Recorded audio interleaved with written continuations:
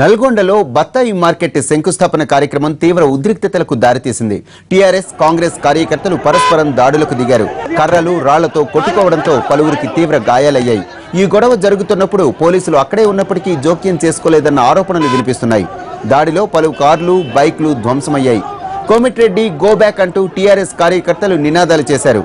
గొడవ హింసాత్మకంగా మారడంతో పోలీసులు ఆందోళనకారుల్ని చెదరగొట్టారు.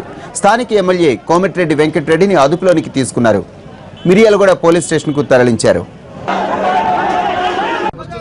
నేను 3 సంవత్సరాలు ఇప్పటి వరకు అఫీషియల్ మీటింగ్ అటెండ్ కాలేదు. ఎందుకంటే ఇదంతా రౌడీ రాజకీయాలు నడుస్తున్న జిల్లాలో మొత్తం కూడా ఎమ్మెల్యేలు కానీ ఓడిపోయిన ఎమ్మెల్యేలు కానీ అంతా రౌడీ షీటర్గా మామూలు చేస్తూ నల్గొండ జిల్లా మొత్తం నాశనం చేసింది. అందుకని 3 సంవత్సరాలు దూరంగా ఉన్నా. కానీ ఈసారి బత్తాయి మార్కెట్ నేను శాంక్షన్ చేయించిన అదొకటి బ్రాహ్మణ విలువ లిఫ్ట్ ఇరిగేషన్ స్కీమ్ 700 కోట్లతోని 2008లో మా కాంగ్రెస్ పార్టీ ప్రభుత్వం నేను శాంక్షన్ చేయించిన 1,00,000 ఎకరాలు.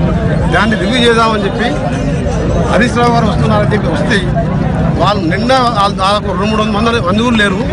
ఇక్కడ గతంలో ఇక్కడ ప్రాంత ఎమ్మెల్యేగా పోటీ చేసిన రౌడీ షీట్ అది పోలీస్ స్టేషన్లో రౌడీ షీట్ ఫోటోలు ఉంటాయి.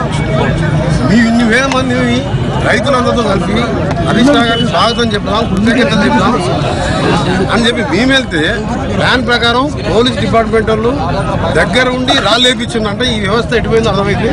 దీంట్లో గజలాపురం అనే గ్రామానికి చెందిన కార్యకర్త లెఫ్ట్ కార్ మొత్తం పోయింది. ప్రతి కార్ అద్దాల వల్ల